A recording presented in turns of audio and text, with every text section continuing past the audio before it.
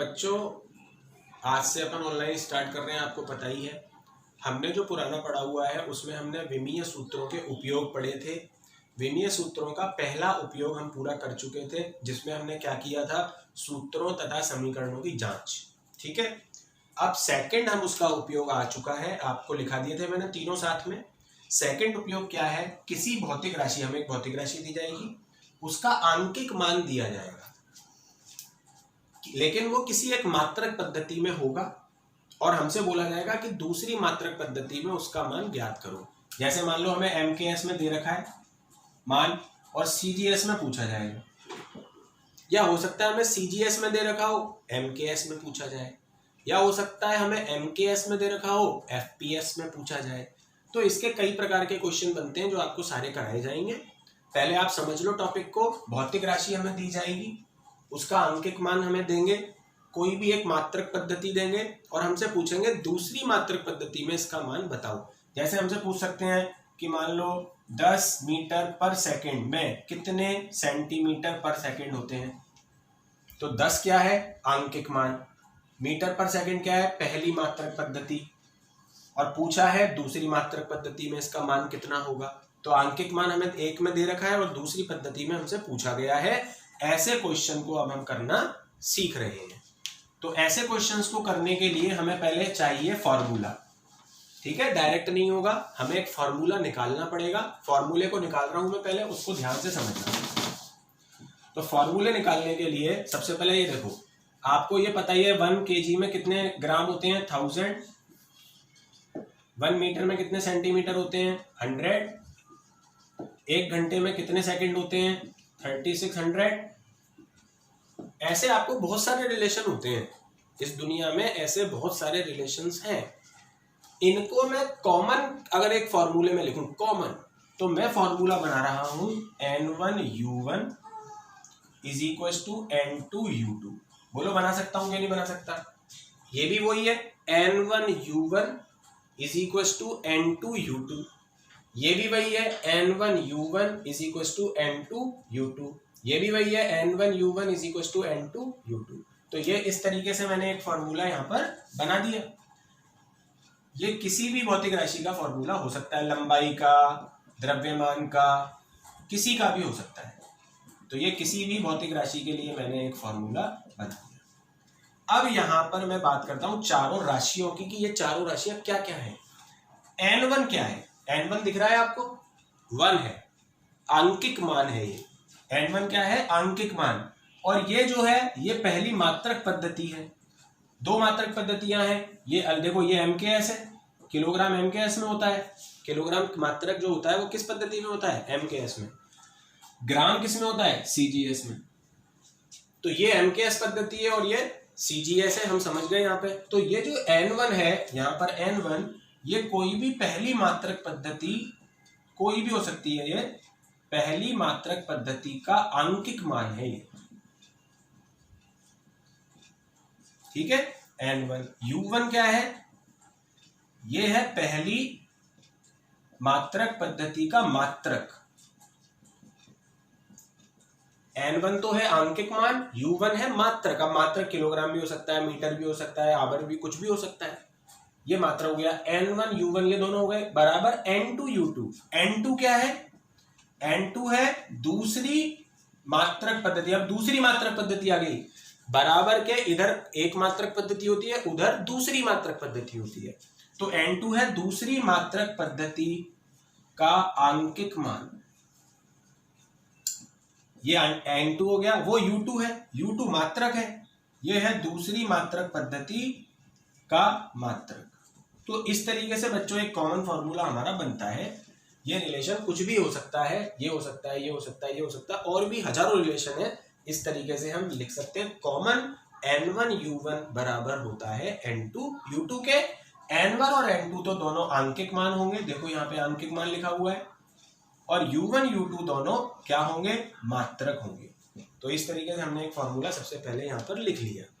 अब इस फॉर्मूले के बाद हमारा जो ये काम करने का फॉर्मूला है वो निकलेगा। वो कैसे निकलेगा उसको अब हमें समझना है। इतनी बात हमने समझ ली, अब आगे की कहानी देखो।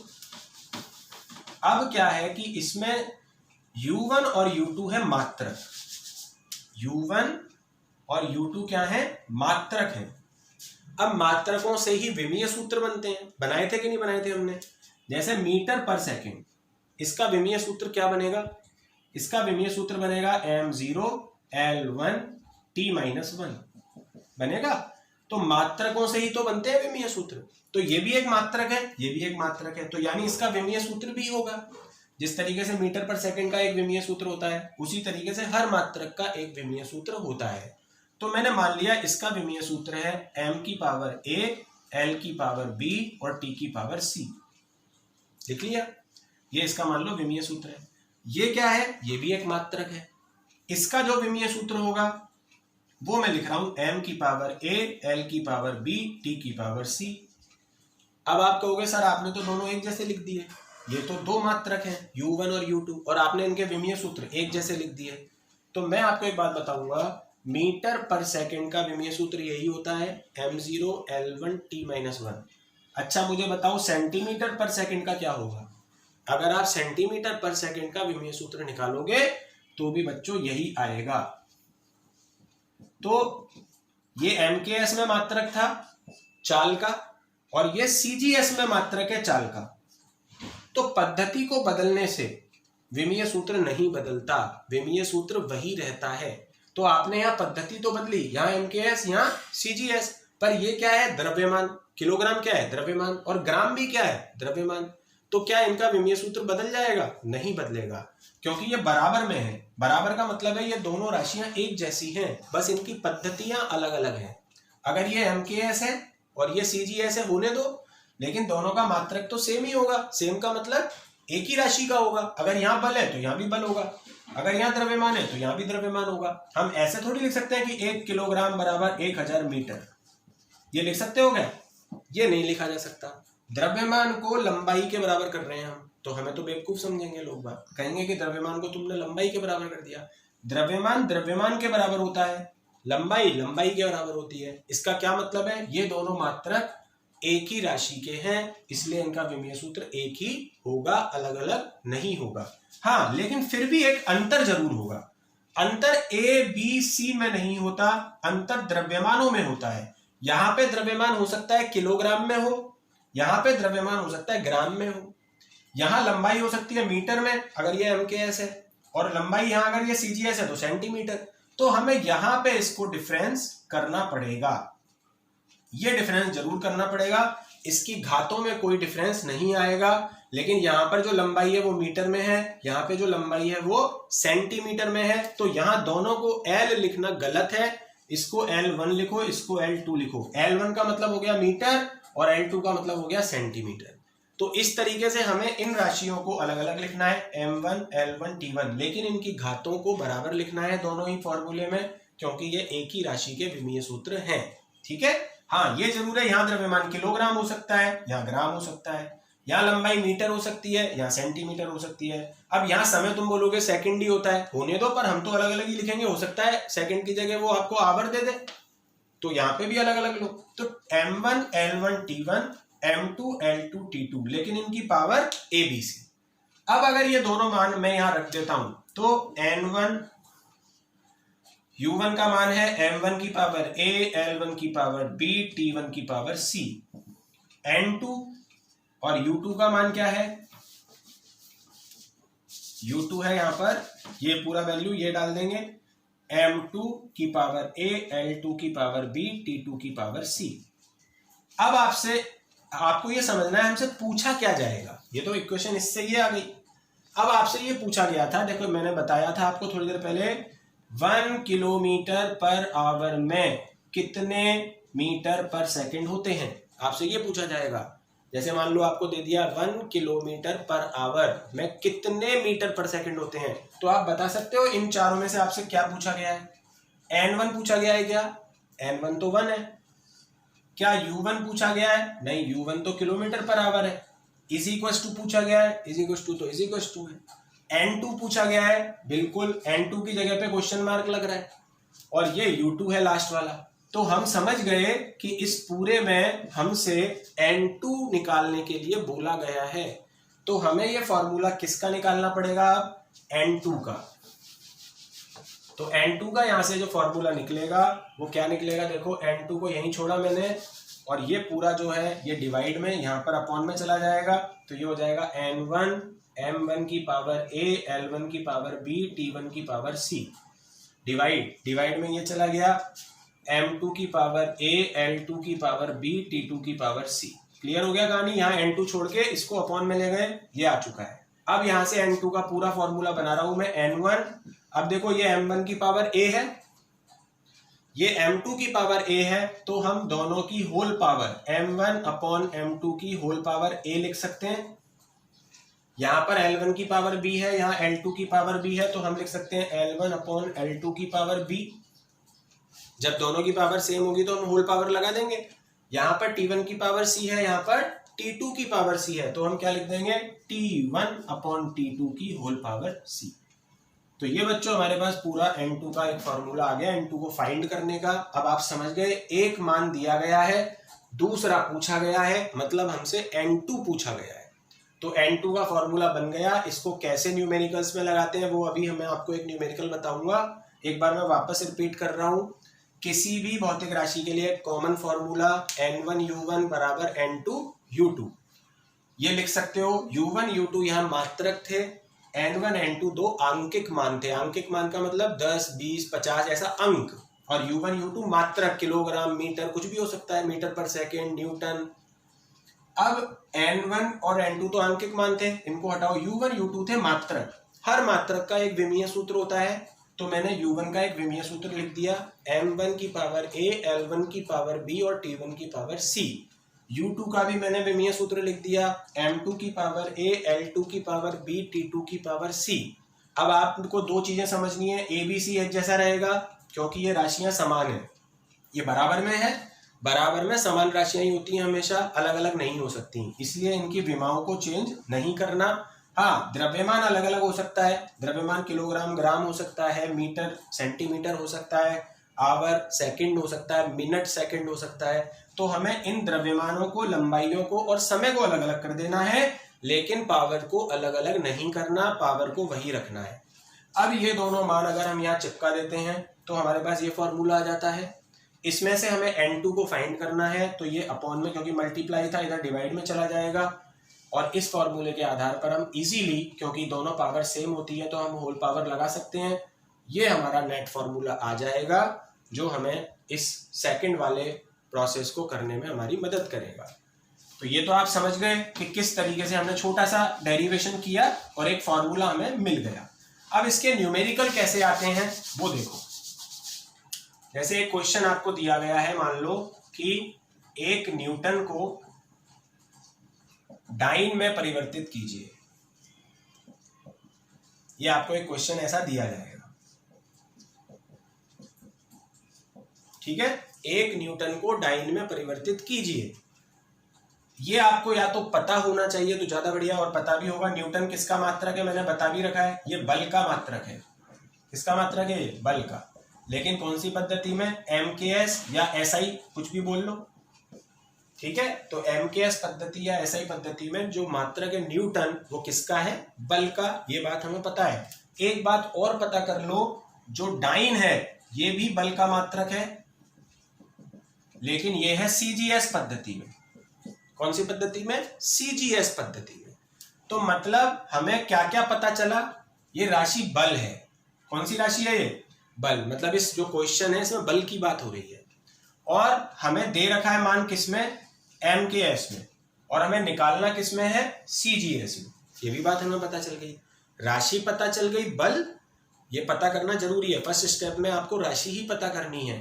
सेकंड स्टेप में ये पता करना है कि हमें मान जो दे रखा है वो कौन सी पद्धति का है? MKS का। जो हमें निकालना है वो किस में निकालना है? CGS में। तो अब हम इसको आगे समझते हैं। ये बात हमें पता चल गई, ये MKS, ये CGS, और ये जो बात हो रही है वो बल की हो रही है। अब कैसे इसको इंप्लीमेंट करेंगे वो सारी बात मैं आपको बताता हूं।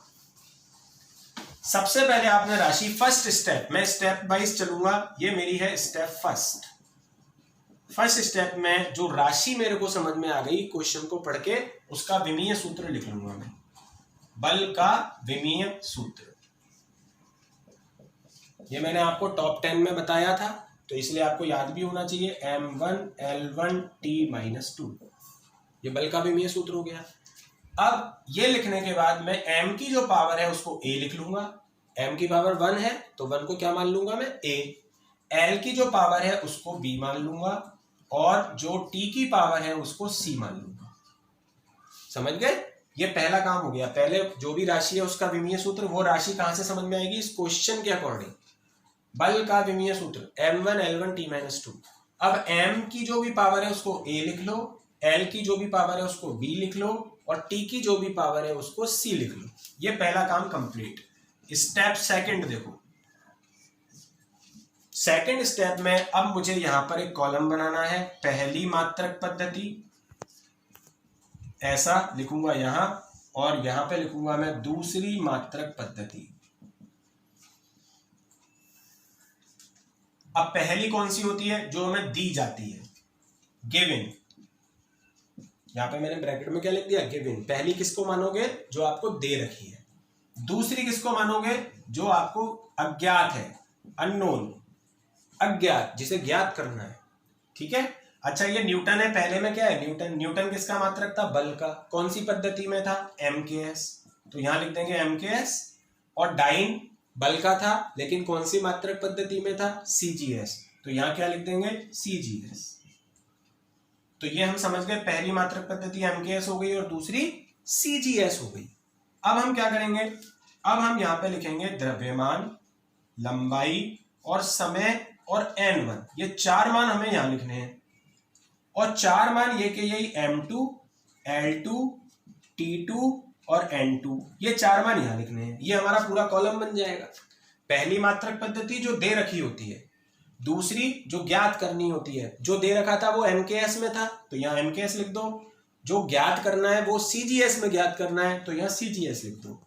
अब यहां पर द्रव्यमान आया सबसे पहले, तो MKS में से द्रव्यमान क्या है? मीटर है, किलोग्राम है या सेकंड है? किलोग्राम है, तो यहां पर 1 किलोग्राम लिख दो। ये फिक्स है, ऐसे का ऐसा लिखना है। लंबाई, लंबाई क्या है MKS में? मीटर, तो यहां 1 मीटर लिख दो। समय क्या है? सेकंड, तो 1 सेकंड लिख दो। समझ गए? 1 तो लगाना ही लगाना है, यूनिवर्सल ट्रूथ है, ये लगाना ही है। और साथ में MKS के अकॉर्डिंग मास में, द्रव्यमान में किलोग्राम लगाना है, लंबाई में मीटर लगाना है और समय में सेकंड लगाना है। अब बात आती है इस मान की। ये कहां मिलेगा? ये रहा यहां, जो हमें दे रखा होता है N1 U1। ये N1 होता है। कितना दे रखा है अभी हमें? 1। हो सकता है किसी क्वेश्चन में वो दे दे 5 न्यूटन को बदलो तो 5 लिख दो यहां पे। यहां पर तो चेंज हो सकता है, ये चेंज नहीं होगा। भले ही यहाँ 5 भी दे रखा हो, पर यहाँ पे तो 1 ही लिखना है। यहाँ पर तो 1 ही लिखना है। हाँ, इस वैल्यू को जो भी यहाँ दे रखी होती है, अभी हमें 1 दे रखी है तो जो दे रखी होती है वो यहाँ पर लिख दी जाती है। ये काम कंप्लीट। अब इधर आ जाओ। अब यहाँ पर जो द्रव्यमान है वो ग्राम हो गया, 1 ग्राम। 1 ही लिखना है, कुछ नहीं लिखना है। L2 मतलब लंबाई, सेंटीमीटर। समय सेकंड। और N2 हमें ज्ञात करना है। यहां पर डाइन में बदलना है ना, मतलब कितने डाइन, 1 न्यूटन में कितने डाइन, मतलब हमें N2 निकालना है। ये हो जाने के बाद क्लियर है, स्टेप सेकंड हो गई। फर्स्ट में राशि लिखी, राशि के बाद उसका विमीय सूत्र लिखा, विमीय सूत्र के अकॉर्डिंग ABC लिखा। सेकंड स्टेप में जो दिया था वो पहले मात्रक पद्धति, जो ज्ञात करनी थी वो दूसरी। राशि यहाँ पे कौन कौन सी चाहिए हमें? M1, L1, T1 और N1। यहाँ पे कौन कौन सी चाहिए? M2, L2, T2 और N2। ठीक है। अब ये रहा फॉर्मूला, ये थर्ड स्टेप। थर्ड स्टेप में हमें फॉर्मूले को लगाना होता है। ये है फॉर्मूला, ये है स्टेप थर्ड। तो थर्ड स्टेप में अब इसमें मान रखो सारे जो हमने लिख लिए। N2 बराबर N1 कितना है? 1 लिख लो। M1 कितना है? 1 kg लिख लो। M2 कितना है? 1 ग्राम लिख लो। पावर है A लिख लो 1। तो इस तरीके से अगर मैं सारे अरेंज कर दूं, L1 की जगह 1 मीटर, L2 की जगह 1 सेंटीमीटर, B की जगह ये रहा B 1 सेकेंड अपॉन 1 सेकेंड और C की जगह -2। तो ये हो गया मेरा अरेंजमेंट। अब स्टेप 4 में मुझे इसको सॉल्व करना है। सॉल्व कैसे करेंगे? 1 है, 1 को हटा दो, 1 kg को लिख दो 1000 ग्राम। 1 किलोग्राम में कितने ग्राम? 1000 ग्राम। तो 1 किलोग्राम को ग्राम में बदल दो।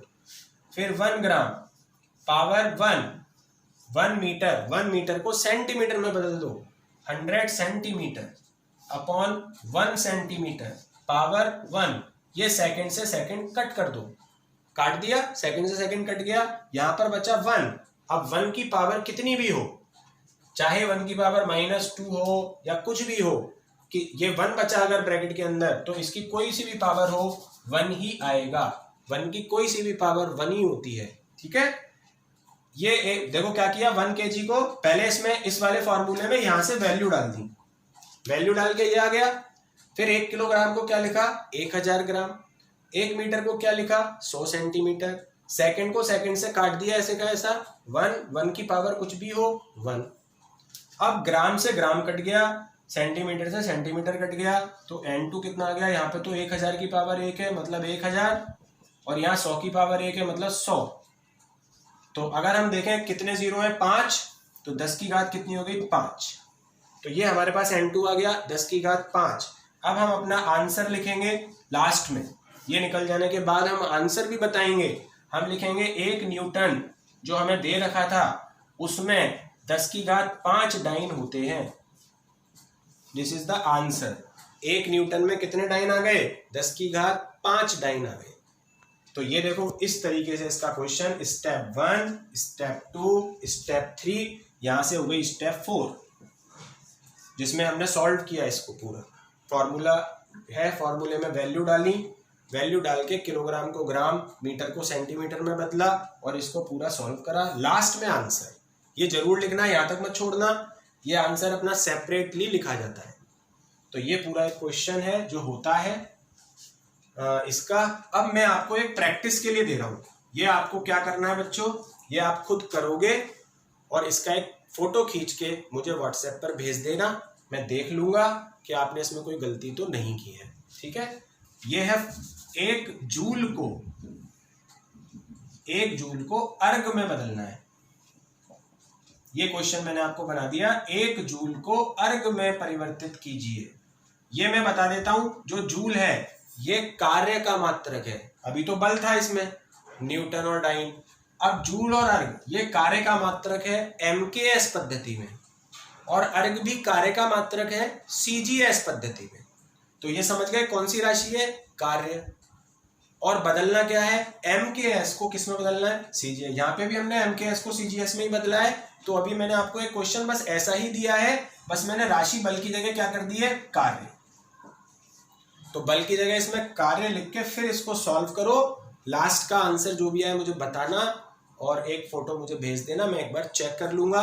कल भी जो वीडियो में भेजूंगा और जो नोट्स में भेजूंगा उसमें इन सब के ही अपन करेंगे आगे के और भी न्यूमेरिकल्स, प्रैक्टिस करेंगे कल इन्हीं न्यूमेरिकल्स की। आज इस वीडियो को कम से कम 2-3 बार अच्छी तरह देखो और इसको अच्छी तरीके से सीखो कि क्या क्या है इसके अंदर।